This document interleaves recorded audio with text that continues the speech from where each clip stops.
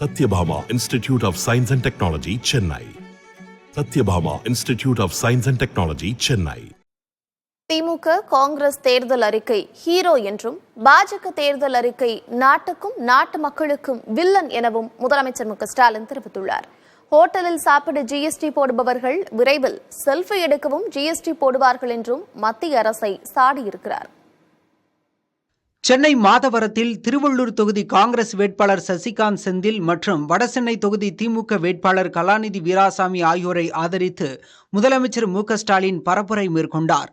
அப்போது நாப்கினுக்கு ஜிஎஸ்டி போட்ட ஆட்சி பாஜக ஆட்சி என்று விமர்சித்தார். பாஜக 10 ஆண்டுகளில் செய்த சாதனையும் இல்லை, செய்யப்போகும் சாதனையும் இல்லை எனவும் அவர் சாடினார். கார்பரேட்டுகளுக்கு 1 லட்சம் கோடி ரூபாய் ஒரே கையெழுத்தில் தள்ளுபடி பண்றாங்க. ஆனா எங்க மேல கொஞ்சம் கூட கருணை கிடையாதான்னு புலம்புறாங்க. இப்படி மக்கள் சொல்றாங்கன்னு மீடியாவில் நிதியமைச்சர் அம்மா நிர்மலா சீதாராமன் அவங்கள்ட்ட கேட்டா அந்த அம்மா என்ன சொல்றாங்க தெரியுமா? ஹோட்டல ஏன் சாப்பிடுறாங்க, வீட்டிலே சாப்பிட வேண்டியது தானே, ஜிஎஸ்டி எதுவும் இல்லையேன்னு திமிரா பதில் சொல்றாங்க. போற போக்க பார்த்தா மக்கள் இப்பெல்லாம் நிறைய செல்ஃபி எடுத்துக்கிறாங்க. இனிமே செல்ஃபி எடுக்க இவங்க ஜிஎஸ்டி போட்டாலும் போடுவாங்க.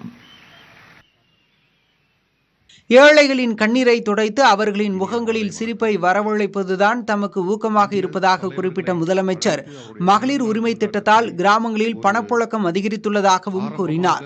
யார் அடுத்து ஆட்சிக்கு வரணும் அப்படின்னு யூடியூப் சேனல்ல ஒரு அம்மா கிட்ட ஒரு கேள்வி கேட்கிறாங்க. ஸ்டாலின் வரணும்னு நினைக்கிறோம்,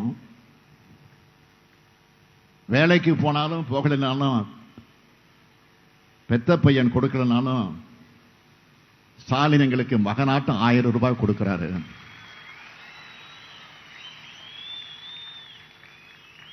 அவருதான் பலர் ஆபத்திலிருந்து காப்பாத்திக்கிட்டு வராரு. இதுக்கு மேல என்ன செய்வாருன்னு சிரிச்சுக்கிட்டே சொன்னாங்க.